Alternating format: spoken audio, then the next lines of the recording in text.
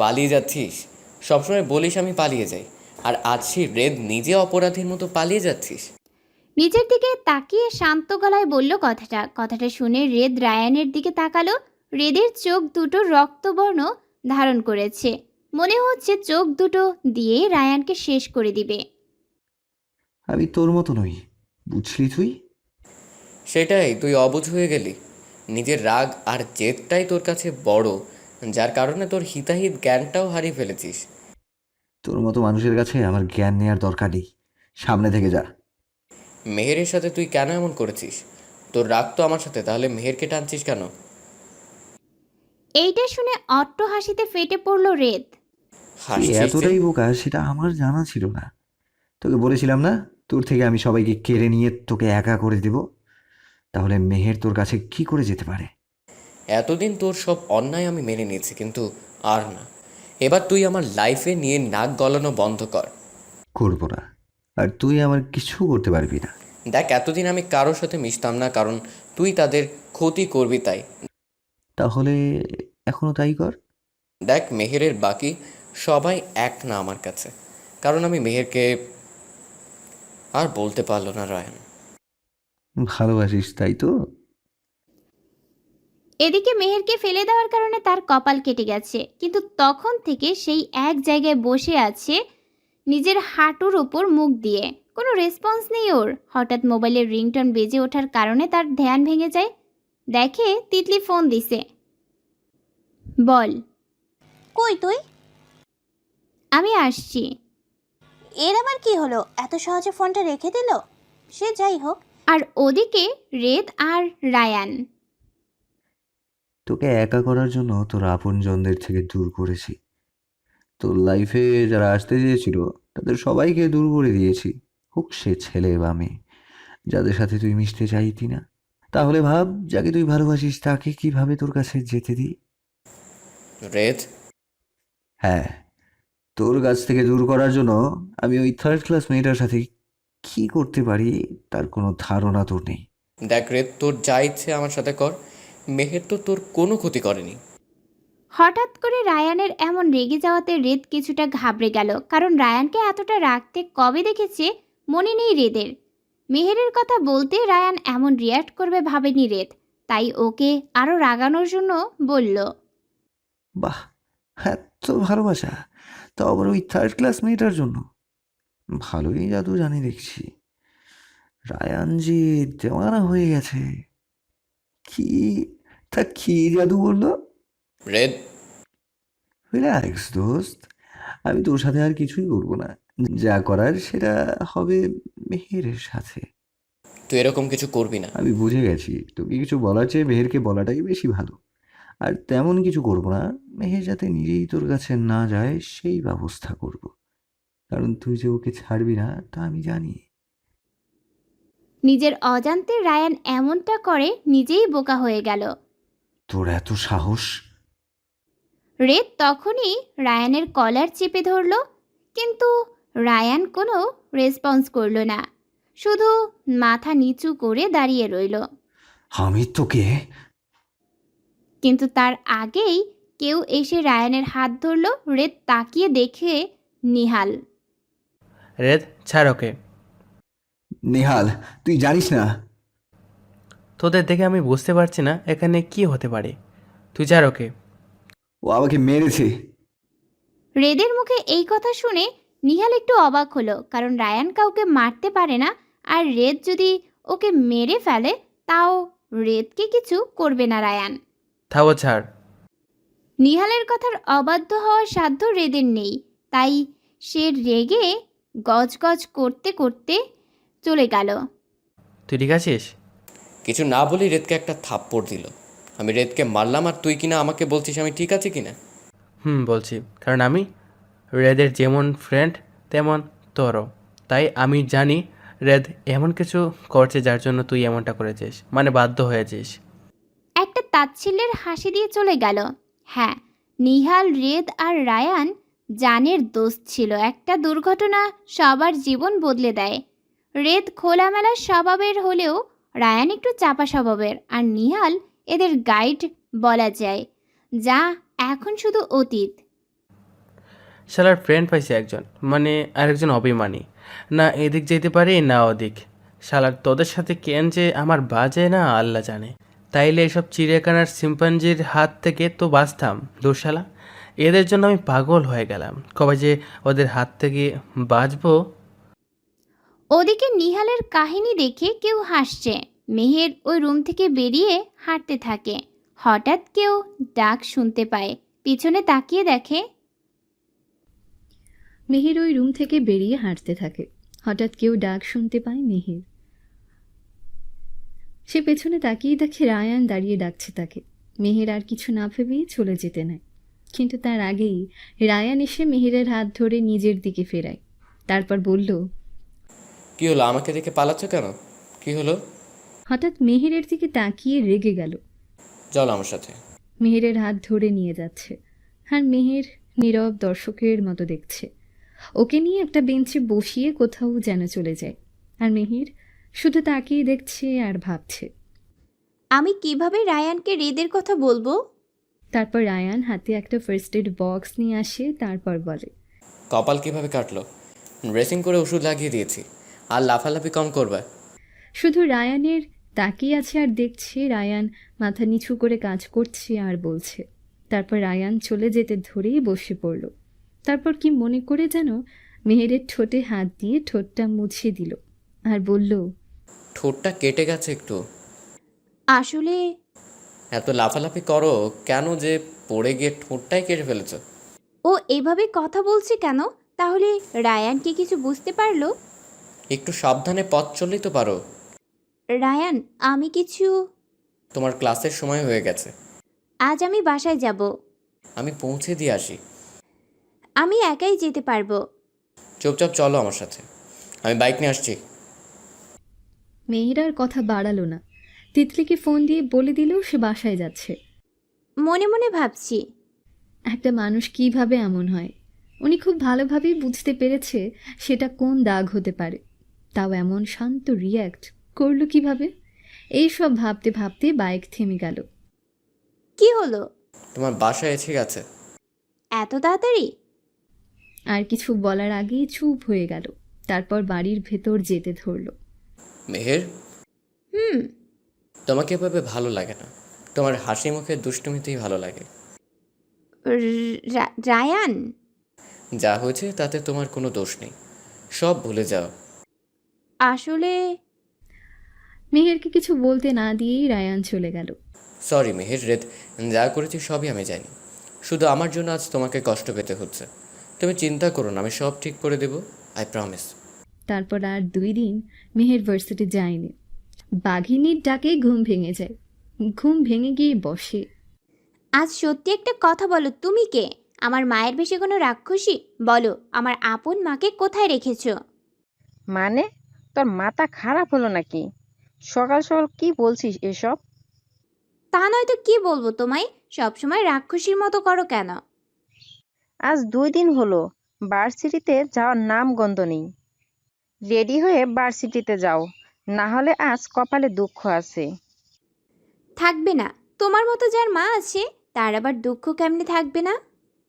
কি বললি? একদমই না। আমি তোমায় কিছু বলতে পারি? তারপর রেডি হয়ে ভার্সিটিতে চলে গেল। কিন্তু এই 2 দিনে না রেদ আর না রায়ান কারোর সাথে কথা হয়নি। মেহের আর তিতলি ভার্সিটির করিডোর দিয়ে হাঁটছে। কিরে, কি হয়েছে রে তোর? সেদিনের পর থেকে চুপচাপ, কোনো কথা নেই। কিছু না। কিছু তো অবশ্যই। আচ্ছা বলতে পারিস জেকি চ্যাং মুভিতে কিভাবে ফাইট করে? মানে? আমি ভাবছি আমি মারামারি শিখব। কেন? কেন আবার? আত্মরক্ষার জন্য, যাতে কেউ আমার ক্ষতি করলে আমি তা প্রতিহত করতে পারি। তারপর? কেউ যদি আমার ক্ষতি করতে আসে তাহলে আমি যেন তা প্রতিহত করতে পারি। তুমি এটা কি করলে মেহের? এই বলেই করিডোরের মোড় ঘুরতেই হাত উঠিয়ে দিলাম এক ঘুষি। আর এমনি কেউ খুব জোরে ব্যথায় কুকিয়ে উঠল। আমি আর তিতলি দুজনেই ঘাবড়ে গেলাম। সামনে তাকিয়ে দেখি রেদ আর তার বাদর বাহিনীকে, আর রেদকে নিজের পেটে হাত দিয়ে দাঁড়িয়ে আছে। তার মানে আমি রেদকে মেরেছি। যদিও মনে মনে খুশি লাগছিল, সাথে ভয় ও কারণের পর রেদ কি করবে তা ভাবা যায় না। ও দেখে নাই? ওই তিতু পাখি, নিজের মুখ বন্ধ রাখ। রাখবো না। তোমরা আমার বন্ধুকে মারার প্ল্যান করছো, কি ভেবেছো আমি বুঝবো না? এক ঘুষিতে কেউ মরে? তিতু পাখি, এই তোরা থামবি? রেড বেবি, তুমি ঠিক আছো? হুম। এই মেয়ে, তোমার সাহস কি করে হয় আমার রেডকে মারা? ঋষা বিশ্বাস কর, আমি শুধু তিতলিকে দেখাতে গেছিলাম এভাবে। বলেই হাত উঠিয়ে মেহের রেদের তল পেটে দিল আরেকটা খুশি। এবার রেদ আর দাঁড়িয়ে থাকতে পারল না, রেদ নিজের পেটে হাত দিয়ে বসে পড়ল। তুমি আবার রেডকে মারলে? বিশ্বাস কর, আমি শুধু দেখাতে চেয়েছিলাম, আমি সত্যি ইচ্ছে করে মারিনি। তোমাকে তো। আমি কিছু বলার আগেই তিতলির হাত ধরে দিলাম এক ভোঁদড়, আর ওদিকে তুমি ঠিক আছো? কিরে, তোর আবার কি হলো? পেটে হাত দিয়ে বসে আছিস কেন? মেয়ের রেতকে মেরে পালিয়েছে। সিরিয়াসলি? তুমি হাসছো? রেত, চল আমার সাথে। কিন্তু কাট। চিন্তা করো না, রেদের এসবের অভ্যাস আছে, অনেকদিন পর খেলে তো, তাই একটু বেশি লেগেছে। চলো। চল। এতদিন পর কেমন লাগলো? শুধু খাচ্ছে। যাই বলো মেহের, যত দেখছি তত অবাক হচ্ছি মনে হচ্ছে। আমি তুই মেহেরের নাম আমার সামনে নিবি না। মেয়েটার সাহস আর শক্তি দুইটি আছে, কি বল? তোমাকে এর মূল্য দিতে হবে মেহেরজান। আর ওদিকে মেহের তো হেসে মরে যাচ্ছে, কারণ সে ওদিনের প্রতিশোধ নিয়েছে, তা বুঝে হোক বা না বুঝে। কি হলো, এভাবে হাসছো কেন? মেহের রেতকে মেরে পালিয়েছে। হ্যাঁ, সত্যি? আমি একে যত বাঁচানোর চেষ্টা করি তত বেশি কেন ফাঁসে? আচ্ছা চলো ক্লাসে যাই। তারপর মেহের আর তিতলি ক্লাসে চলে গেল, আর রায়ান অবাক হয়ে ওর দিকে তাকিয়ে রইল।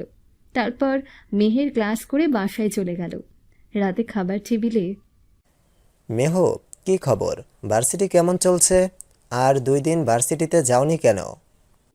বাবা, তুমি তো জানোই আমার পড়ালেখা কত ইচ্ছে, তাই 2 দিন প্ল্যান করেছিলাম কিভাবে পড়ব। ভার্সিটি বন্ধ করে পড়ালেখার প্ল্যান? বাবা, তোমাকে আসল কথা বলা যাবে না। যদি অজুহাত দিতেই হয় এমন একটা দে যাতে বিশ্বাস করা যায়। তাহলে বলতে হয় আমার শরীর ভালো ছিল না। মানে? ভালো ছিল না তাই না, মায়ের দিকে অপরাধীর মতো তাকিয়ে আছি। তোমরা থামবে? আমার খাওয়া শেষ, আমি গেলাম। যা, কিন্তু বেশি রাত জাগবি না। আচ্ছা। তারপর ঘরের দরজা লক করে আমি ঘুমিয়ে গেলাম। কিন্তু হঠাৎ মাঝরাতে মেহেরের নিজের মুখের উপর খুব গরম কিছু অনুভব করতে লাগলো, আর সে ঘুম থেকে লাফিয়ে উঠে লাইট জ্বালালো, কিন্তু কিছু দেখতে পেল না। ঘড়ির দিকে তাকিয়ে দেখে কেবল 3টে বাজে। হঠাৎ মনে হলো তার গলা যেন শুকিয়ে যাচ্ছে, তাই সে পানি খাওয়ার জন্য টেবিলের কাছে গেল। মেহের পানি খেয়ে বিছানায় এসে লাইট নিভিয়ে আবার শুয়ে পড়ল। কিছুক্ষণ পর সে আবার বুঝতে পারল তার উপর গরম বাতাস এসে পড়েছে। এবার আর মেহের কিছু না করেই চিৎকার দিয়ে উঠল, কিন্তু মুখ দিয়ে কোনো আওয়াজ বের হচ্ছে না। কেউ তার মুখটাকে চেপে ধরেছে হাত দিয়ে, আর মেহের নড়তেও পারছে না। হঠাৎ মেহেরের কানের কাছে কেউ ফিসফিসিয়ে বলতে লাগলো, যদি নিজে থেকে মুখটা বন্ধ না করো তবে আমি কিন্তু আমার পদ্ধতি প্রয়োগ করতে বাধ্য হব। সেটা কি তোমার ভালো লাগবে? এটা শুনে মেহের নিজের নড়াচড়া বন্ধ করে শান্ত হয়ে গেল। মনে হলো সে মেহেরকে ছেড়ে দিচ্ছে। মেহের তড়িঘড়ি করে উঠে লাইট অন করতেই অবাকের শীর্ষ পর্যায়ে পৌঁছে যায়, কারণ সামনে স্বয়ং রেদ শুয়ে আছে বিছানায়, তাও আবার পায়ের উপর পা তুলে ডোন্ট কেয়ার ভাব নিয়ে। এ কি তুমি? আর আমার আগেই বোঝা উচিত ছিল এরকম তুমি ছাড়া কারো পক্ষে সম্ভব না। একদম ঠিক, এগুলো আমি ছাড়া কারো পক্ষে সম্ভব না। অল্প দিনে খুব ভালো চিনেছো আমাকে। এত রাতে আমার বাড়িতে কি করছো তুমি? তোমার বাড়িতে কোথায়, এসেছি তো তোমার রুমে। তুমি চেঁচিও না, তোমার বাবা মায়ের এটা একদমই ভালো লাগবে না যে। তাদের মেয়ের ঘরে একটা ছেলে এসেছে, তাও এত রাতে। তুমি কিন্তু এবার বেশি করছো। চুপ। হৃদের চোখে আলাদা একটা ঘোর কাজ করছে। অপলক দৃষ্টিতে তাকিয়ে আছে মেহেরের দিকে। রে চলে যাও। এবার রেদ মেহেরকে ছেড়ে দিল। তারপর আবার বিছানায় গিয়ে শুয়ে পড়ল। তারপর মেহেরকে ভালোভাবে পর্যবেক্ষণ করলো। মেহেরের পরনে সাদা একটা টপ আর প্লাজো। বাহ, তোমার তো খুব সুন্দর লাগছে। এবার মেহের নিজের দিকে তাকিয়ে একটু লজ্জা পেল। তারপর তাড়াতাড়ি একটা ওড়না নিয়ে নিল আর রেগে গিয়ে বলল, এখানে কি চাই তোমার? তোমাকে। মানে? ওই যে বললে কি চাই, আমার চাই কি কি কি কি চাই তোমার? প্রতিশোধ। প্রতিশোধ? কিসের? কার? আর আমি তোমার কি করলাম? কি করেছো মানে? আমার পেটে ঘুষি মেরেছে কে? ঘুষি খাওয়ার প্রতিশোধ নিতে রাত 3টায় আসছো? রে তুমি? হুম, আচ্ছা, তুমি তো আমাকে ঘুষি মেরেছো, তোমাকে কি করা যায় বলো তো? দেখো, যা হয়েছে তা আমি ইচ্ছে করে করিনি। আমি শুধু... কিন্তু আমি যা করবো তা জেনে বুঝে। মেহেরের দিকে এগোতে এগোতে তুমি এগোচ্ছ কেন? কিছু না বলেই মেহেরকে ধরে ফেলে। আহ, এটা কি করলে? রেদ মেহেরের কাছে গিয়ে ওকে দু বাহু ধরে খুব কাছে নিয়ে আসে। তারপর ওর কোমরে জড়িয়ে পেটে খুব জোরে একটা চিমটি কাটে।